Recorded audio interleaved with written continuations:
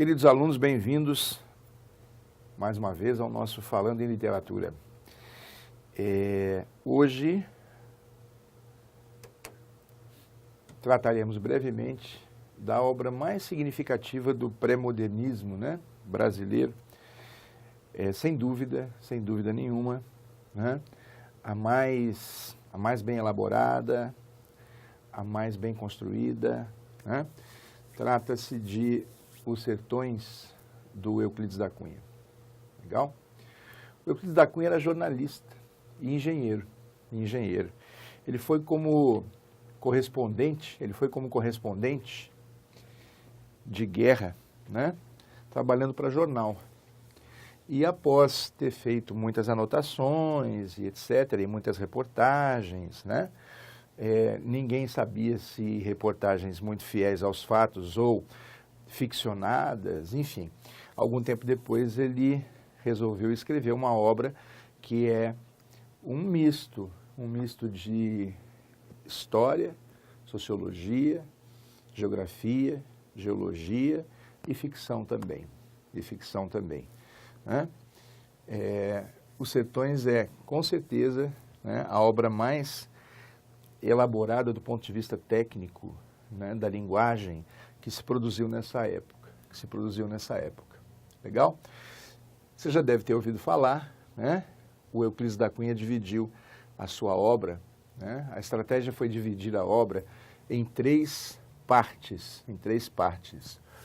Na primeira parte, chamada A Terra, não sei se vocês já abriram o livro, tem até mapa, É um tratado de geografia, de geologia também, de hidrografia, de relevo, da região de Canudos, onde se deram os episódios narrados, no livro, tá bom? Há uma claríssima intenção de mostrar que o ambiente físico, o meio ambiente, de alguma forma, é responsável, há uma intenção de mostrar que o meio é responsável pela formação de um homem, do sertanejo. O meio agreste acaba sendo mostrado como responsável pela geração de um homem seco, hostil e também agreste. A gente chama isso, tecnicamente, de determinismo do meio. O meio determina o tipo de ser humano que lá vive. O meio é seco, o homem é seco. O meio é agreste, o homem é agreste. O meio é inóspito, o homem é hostil. Então, aqui eu coloquei para você, só como referência, que há uma descrição do meio agreste responsável pela formação do homem seco e hostil. E isso se chama determinismo do meio. Legal? Numa segunda parte, há um retrato do homem que habita essa terra, desse homem hostil, seco e agreste, que o Euclides da Cunha, de uma forma muito criativa, chama de Hércules Quasímodo. Quasímodo é o personagem do Corcunda de Notre Dame, do romance. É isso mesmo, é um corcunda, uma pessoa debilitada fisicamente. João, mas que mistura é essa de Hércules Quasímodo? Quer dizer, apesar de o sertanejo ser debilitado fisicamente, pelas suas condições naturais de vida, passando muitas vezes fome, passando muitas vezes sede, ele é forte, heróico, invencível, imbatível, implacável, tal como o herói da mitologia. É uma mistura entre um ser debilitado e um ser heróico. Ele foi muito feliz criando essa expressão, Hércules Quasímodo.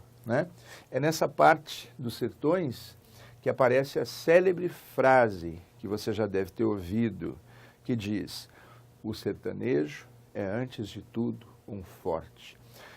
O trecho que eu escolhi para a gente ler, é dessa parte do livro, tá bom?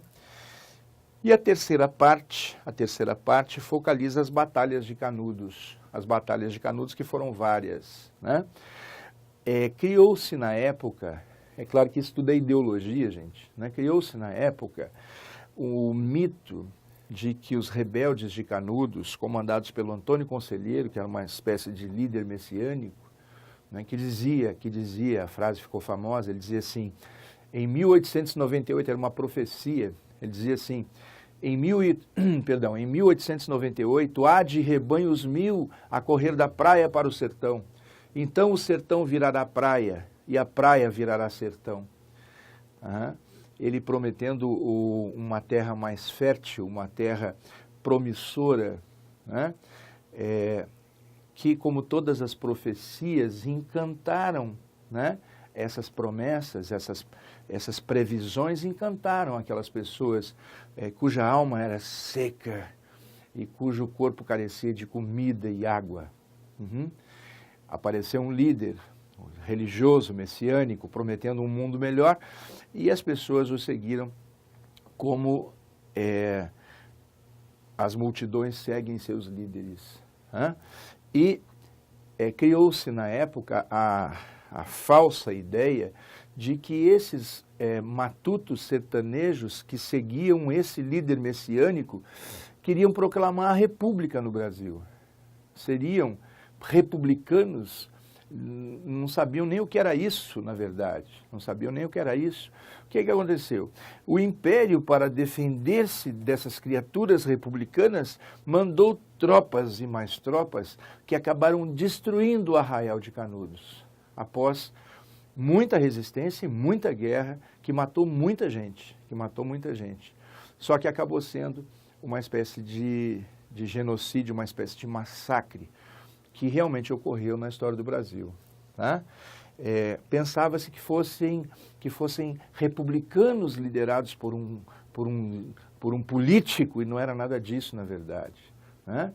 O Antônio Conselheiro era um líder religioso, né, que conseguiu fazer um exército de maltrapilhos, um exército de pessoas que andavam em farrapos, em andrajos.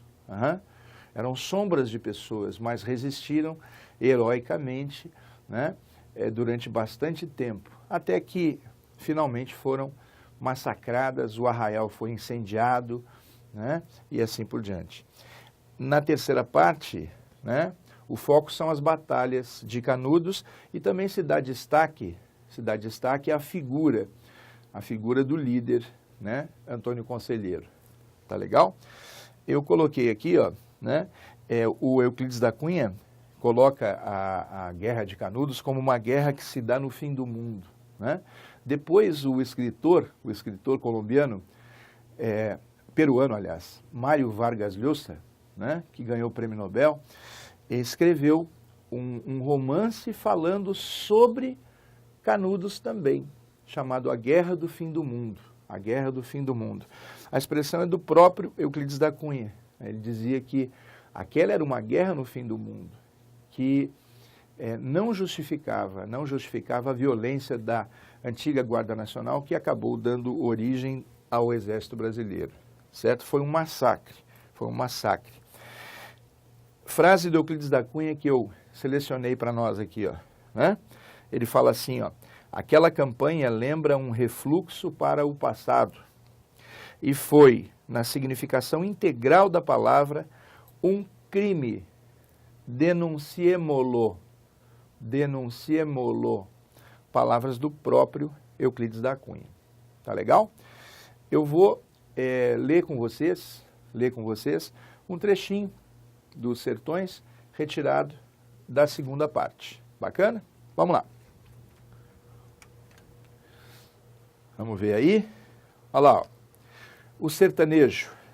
O sertanejo é, antes de tudo, um forte.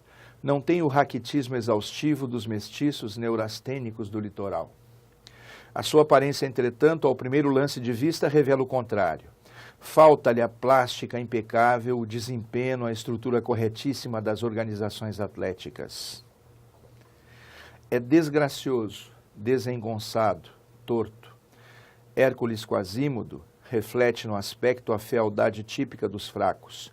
O andar sem firmeza, sem aprumo, quase gingante, que ginga, né? E sinuoso, aparenta a translação de membros desarticulados.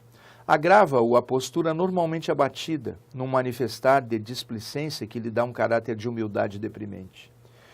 A pé, quando parado, recosta-se invariavelmente ao primeiro umbral ou parede que encontra. A cavalo, se sofreia o animal para trocar duas palavras com um conhecido, cai logo sobre um dos estribos, descansando sobre a espenda da sela. Vive cansado, né? Caminhando, mesmo a passo rápido, não traça trajetória retilínea e firme. Avança celeremente, rapidamente, num bambolhar característico, de que parecem ser o traço geométrico os meandros das trilhas sertanejas. E se na marcha estaca pelo motivo mais vulgar, para enrolar um cigarro, bater o isqueiro ou travar ligeira conversa com um amigo, cai logo. Cai é o termo. De cócoras, atravessando largo tempo numa posição de equilíbrio instável, em que todo o seu corpo fica suspenso pelos dedos grandes dos pés, sentado sobre os calcanhares, com uma simplicidade a um tempo ridícula e adorável. É o homem permanentemente fatigado. É o homem permanentemente fatigado. Esse trecho é emblemático, né? Ele traz um retrato do que seja o homem do sertão, né? Do sertão da Bahia, da região de Canudos. Tá legal, gente? Só escolhi um trechinho, né, para você ter uma ideia da linguagem, né? O Euclides da Cunha era um artista da língua, né? Com certeza. João, mas os Sertões é muito chato de ler. Gente, o começo é muito difícil, mas depois que você, como acontece com a literatura de modo geral, depois que você vai se familiarizando com a linguagem empregada pelo autor e com, inclusive, sua técnica de escritura, né, o texto começa a ser fascinante, A primeira parte é realmente dura de ler, porque é muito mais geografia e geologia, né, do que literatura. A segunda parte é um tratado de sociologia. E a última parte é um relato que mistura ficção e história, né? Quando se lê a terceira parte dos Sertões, né, que fala das batalhas, efetivamente, né, você se sente dentro da guerra. E o que faz que isso aconteça é o tratamento artístico da linguagem. Você se sente no meio da caatinga, né, desviando-se de tiros. É fantástica a técnica literária empregada pelo Euclides da Cunha, especialmente na terceira parte do livro Os Sertões. Tá? Vale a pena um dia você dar uma olhada. Já uma coisa mais antiga, ler Os Sertões, é um sinal de patriotismo, inclusive, de civismo, ler Os Sertões. Você não vai ler tudo, não precisa, mas dê uma olhadinha, especialmente na terceira parte. É muito especial. A gente realmente se sente na trincheira, se sente na guerra, né? Se sente na guerra em meio a chiques e mandacarus. Legal? Conto sempre com vocês aqui no nosso Falando em Literatura.